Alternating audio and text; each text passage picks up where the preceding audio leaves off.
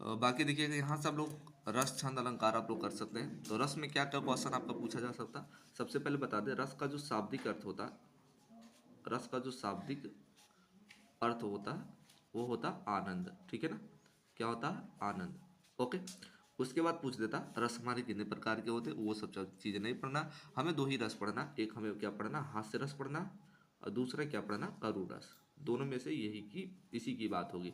हास्य रस का जो अस्थाई भाव होता है वो हास होता है, करुण रस का अस्थाई भाव जो होता है वो शोक होता है। ठीक है ना, इसी दोनों में से क्वेश्चन आपके पूछेगा और कोई क्वेश्चन है। जहाँ हंसने की बात होगी वहाँ हास्य रस, जहाँ दुख की बात होगी वहाँ पर करुण रस होगा। ठीक है ना, बस इतना ही आपको करना और कुछ नहीं।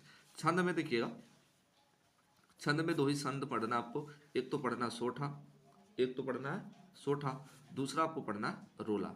ठीक है ना, एक सोठा पढ़ना, दूसरा क्या पढ़ना है, रोला। इसके अलावा आपको कुछ पढ़ना ही नहीं है।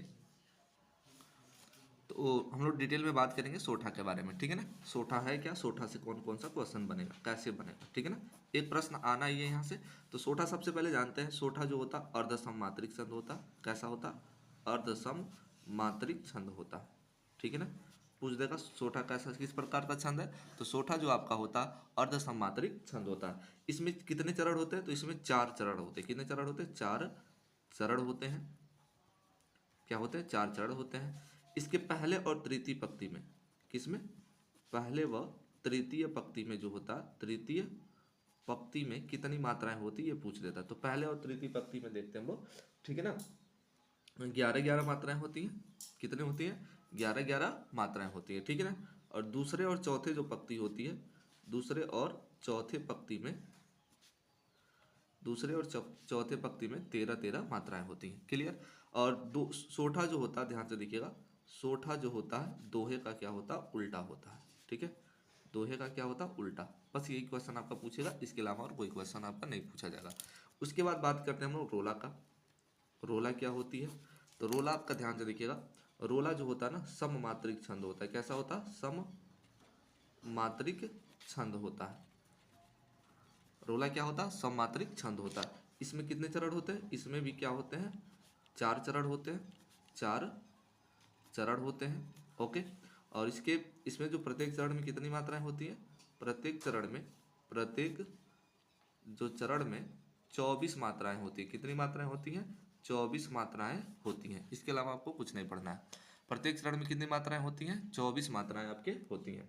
ओके, बस ये चीज़ें आपको देख लेना है और कुछ नहीं करना है। ओके, तो ये होगा रस छंद। उसके बाद हम लोग बात कर लेते हैं अलंकार के बारे में। अलंकार, अलंकार का शाब्दिक अर्थ होता है आभूषण। ठीक है ना, इसका शाब्दिक अर्थ क्या होता, आभूषण होता। ठीक है, अब अलंकार में कौन कौन सा पढ़ना है आपको, आप सभी को पता है,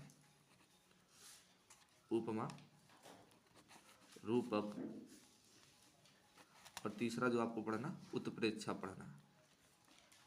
ठीक है, उपमा, रूपक और उत्प्रेक्षा अलंकार आपको बस क्या करना है, पढ़ना और कुछ नहीं पढ़ना। ठीक है ना, अब इसका ट्रिक बता दें आपको, जिसमें आपका क्या होता है, सौ दिखाई दे दे। ठीक है ना, सौ सा, वो कौन सा अलंकार होता है, जिसमें सौ सा दिखाई दे देता है ना, वो आपका उपमा अलंकार होता है। जिसमें आपका मनु मानो, मनु मानो, जनु जानो, मन हूँ, जन हूँ, ये शब्द आता है ना, तो उसमें कौन सा अलंकार होता है आपका, उत्प्रेक्षा अलंकार होता है। ये पहचानने की आपकी क्या है, ट्रिक है।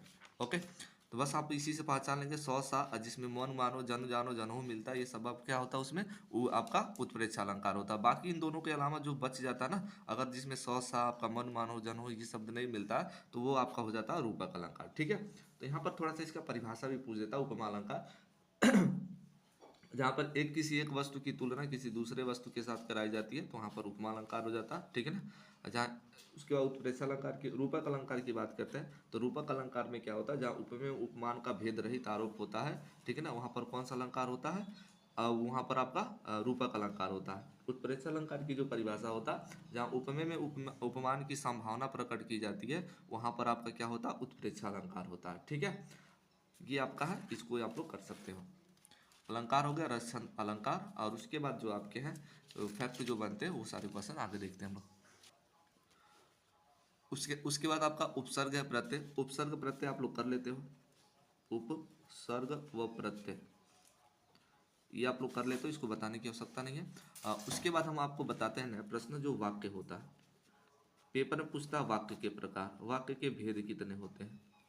तो देखिएगा वाक्य के जो भेद आपके होते हैं 3 होते हैं। कितने होते हैं? वाक्य के जो भेद होते हैं वो कितने होते हैं? टोटल 3 होते हैं। कौन कौन से होते हैं? ध्यान से देखिए, उसको लिख देते हैं। एक सरल वाक्य होता है, सरल वाक्य।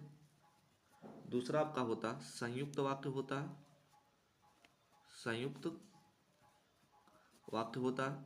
तीसरा जो हमारा वाक्य होता है वह मिश्र वाक्य होता है। ठीक है, सरल वाक्य, संयुक्त वाक्य और मिश्र वाक्य, ये क्या होते हैं? वाक्य के भेद होते हैं। ठीक है ना। पूछ देता वाक्य के अंग कितने होते हैं। पेपर में ऐसे पूछ देगा, इसको ना पूछकर आपको वाक्य के भेद ना पूछकर पेपर में पूछ देगा वाक्य के अंग कितने होते हैं। तो ये भी चीज जान लेते हैं। यहाँ से आपके बोर्ड एग्जाम में कई बार पूछा गया क्वेश्चन, पूछेगा यहाँ से वाक्य के भेद। वाक्य के भेद 3 होते हैं। कौन कौन से होते हैं ऐसा कह देगा, वाक्य के भेद कौन से आपके नहीं होते हैं। तो सरल वाक्य होता है, संयुक्त वाक्य होता है, मिश्र वाक्य होता है। कौन सा नहीं होता है, ये चीजें हम लोग मतलब ऑप्शन चौथा देगा या उसको कर लेंगे आप लोग, या तो कह देगा ये सभी, तो ये सभी आपका हो जाएगा। ओके, उसके बाद आपका है वाक्य के अंग के बारे में जानते हैं। वाक्य के अंग कौन कौन से होते हैं। तो वाक्य के अंग कितने होते हैं। तो देखिएगा वाक्य के जो अंग होते हैं ना वो 2 होते हैं। कितने होते हैं? 2। वाक्य के अंग कितने होते हैं? 2। कौन कौन सा होता है उसको हम लोग जानते हैं। एक हमारा होता है उद्देश्य, एक हमारा होता है उद्देश्य। दूसरा जो हमारा होता है विधेय होता है। दूसरा क्या होता है? विधेय होता है। वाक्य के जो अंग होते 2 होते, एक उद्देश्य होता है, दूसरा क्या होता है? विधेय होता है। ठीक है ना। उद्देश्य क्या होता है और विधेय क्या होता है? उद्देश्य बोले तो कर्ता, अगर हम लोग पढ़े ना कर्ता। विधेय का मतलब होता है कर्ता के अलावा जो भी फैक्ट बनता है वो आपका सभी क्या होता है? विधेय होता है। एग्जाम्पल के साथ हम समझा देते हैं।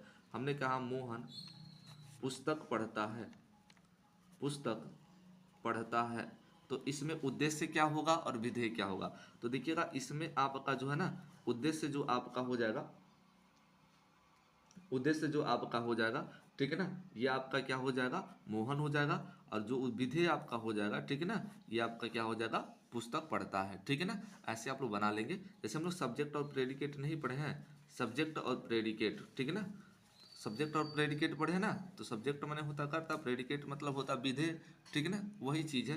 तो वही चीज़ सेम है सब्जेक्ट और प्रेडिकेट वाला, जो आप लोग इंग्लिश में ट्रांसलेशन में आप लोग क्या किए हैं? पढ़ के रखे हैं। क्लियर। उसके बाद आपका पूछ देगा पेपर में ना वाच्य कितने प्रकार के होते हैं। वाच्य, तो देखिएगा वाच्य जो आपके होते हैं ना 3 प्रकार के होते हैं। कितने प्रकार के? 3 प्रकार के होते हैं। ठीक है ना। वाच्य कितने प्रकार के होते हैं? 3 प्रकार के होते हैं। ठीक है ना। जैसे आप लोग हिंदी में पढ़े होंगे एक्टिव वॉइस और पैसिव वॉइस, ठीक है ना। वहाँ पर आप लोग एक्टिव वॉइस और पैसिव वॉइस पढ़े हैं। वाच्य 2 कर्तृवाच्य और कर्मवाच्य पढ़े हैं। लेकिन यहाँ पर जो हिंदी में जो वाच्य होते हैं ना आपके 3 प्रकार के होते हैं। कौन कौन से होते हैं आपके? कर्तृवाच्य, एक होता है आपका कर्तृवाच्य, क्या होता है? कर्तृवाच्य। दूसरा जो आपका होता है कर्मवाच्य होता है, कर्म वाच्य होता है। तीसरा जो आपका होता है भाववाच्य होता है। कौन सा होता है? भाववाच्य होता है। कर्तृवाच्य का मतलब होता है जो कर्ता से क्या होता है? शुरू होता है, उसे कर्तृवाच्य। जब हमारा सब मतलब वाक्य जो हमारा क्या होगा? कर्म से शुरू होगा तो उसे कर्मवाच्य कहेंगे। ठीक है ना। अगर कोई वाक्य हमारा भाव से शुरू होता है तो उसे हम लोग क्या कहते हैं? भाववाच्य कहते हैं। ठीक है ना। तो कर्ता से शुरुआत वाले शब्दों को कर्तृवाच्य, कर्म से स्टार्ट होने वाले शब्द को कर्मवाच्य, भाववाच्य से शुरू होने वाले वाक्य को भाववाच्य कहते हैं। ठीक है ना। ये आपके क्या हो गए? वाच्य हो गए। ठीक है ना। उसके बाद आपको जान लेना है थोड़ा सा संज्ञा और सर्वनाम के बारे में। किसके बारे में? संज्ञा व सर्वनाम के बारे में। ठीक है ना। संज्ञा व सर्वनाम के बारे में क्या करना है? आपको जान लेना अच्छे से। अब संज्ञा क्या होता है आप लोग पढ़े होंगे, व्यक्तिवाचक संज्ञा, जातिवाचक, ऐसे पढ़े हैं ना। आप संज्ञा के प्रकार में पढ़े होंगे, व्यक्तिवाचक संज्ञा, जातिवाचक संज्ञा, ये सब चीज़ें आप लोग पढ़े हैं। तो उसमें से आपका क्या होगा? फैक्ट क्या पूछ देगा? ये सारे पूछ देगा। ठीक है ना। जैसे हमने क्या दिया, राम घर जाता है, इसमें एक छोटा सा वाक्य लिख दे। अब इसे पूछ देगा राम का जो होगा ना सर्वनाम क्या होगा। राम का सर्वनाम क्या होगा, ऐसे हाईलाइट कर देगा, पूछ देगा राम का सर्वनाम क्या होगा। तो राम का जो सर्वनाम होगा हमें पता है वह होता है पुरुष होता है, वह के लिए पुरुष लगाया जाता है। तो ये आप लोग नाउन और प्रोनाउन पढ़े होंगे ना इंग्लिश में, noun pronoun adjective verb adverb. तो इंग्लिश में उसी को यहाँ पर हिंदी में कन्वर्ट करके आपका क्या करेगा? पूछ देगा। ठीक है ना। तो ये आपके वाच्य हो गए और ये आपके रस छंद अलंकार संदवाच्य बता दिए गए। और आपके जो इसमें देख लिखा समास के बारे में थोड़ा सा बता दे, समास के बारे में नहीं बताया। हाँ, समास में आपको कौन कौन सा सबसे ज़्यादा पूछा जा रहा। आपको सबसे पहले पढ़ना द्विगु, द्वंद्व। इस बार आपको बोर्ड पेपर में पूछ ले रहा सबसे ज़्यादा बहुब्रीहि पूछ ले रहा, बहुब्रीहि समास पूछ ले रहा, ठीक ना। तो देखिएगा द्विगु में क्या होता है, जिसमें गिनने वाला पद होता है, गिनने वाले पद, ठीक है ना। अंक जैसे चौराहा, द्विगु में क्या होता है, द्विगु का एग्जाम्पल आपका बन जाता है गिनने वाला। द्वंद्व में और क्या होता है, योजक चिन्ह लगाता और जैसे भाई बहन, भाई और बहन, ठीक है ना, ऐसे होता। तो बीच में योजक चिन्ह लगा होता है ऐसे, ठीक है ना। तो ये आपका द्वंद्व समास होता। बहुब्रीहि समास क्या होता है, एक पद दूसरा पद किसी तीसरे पद की ओर क्या करते हैं, इशारा करते हैं, तो उसे हम लोग क्या कहते हैं, बहुब्रीहि समास कहते हैं, ठीक है ना। जैसे द्विगु समास का एग्जाम्पल की बात कर लेते हैं। ये आपका हो जाएगा चौराहा, क्या हो जाएगा, चौराहा, पंचवटी, ठीक है ना, नवरत्न हो गया, त्रिमुख, तीन मुख वाले, ठीक है ना। ये तो बहुब्रीहि भी होगा, द्विगु भी होगा आपका, ठीक है ना। तो वैसे दोनों में से कोई एक ऑप्शन ही मिलेगा, ओके ना। आपका हो गया ये सब गिनने वाला, समझ गया आप लोग। द्विगु समास होता है। द्वंद्व वाले में क्या होता है, और का लोप होता है, ठीक है ना, और का लोप होता है। जैसे माता पिता, माता पिता, ठीक है ना, तो माता और पिता कर लोगे, आप लोग समझ गए। बहुब्रीहि समास में जैसे हमने क्या दिया, नीलकंठ, नीलकंठ, बहुब्रीहि क्या बता रहे हैं, बहुब्रीहि में क्या पूछ देगा, नीलकंठ। नीलकंठ मतलब नीला है कंठ जिसका, अर्थात किसका, शंकर भगवान का, तो बहुब्रीहि समास हो गया, ठीक है ना। नीलकमल या श्वेतांबर पूछ देगा ऐसे, श्वेतांबर, श्वेत वस्त्र को धारण करने वाली अर्थात सरस्वती, ये कौन सा हो जाएगा, बहुब्रीहि समास। लंबोदर पूछ देगा ऐसे, लंबोदर, लंबा है उदर जिसका, अर्थात गणेश का है, ये भी आपका कौन सा समास हो जाएगा, बहुब्रीहि समास हो जाएगा। तो ऐसे हम लोग क्या करते हैं, जो पहला पद दूसरा पद किसी तीसरे की ओर इशारा करता है, तो उसे हम लोग क्या कहते हैं, बहुब्रीहि समास कहते हैं, ठीक है ना। तो द्विगु, द्वंद्व और बहुब्रीहि आपका हो गया। तो इसको आप लोग अच्छे से क्या करेंगे, कंप्लीट करेंगे, यहाँ से क्वेश्चन आपके बनेंगे।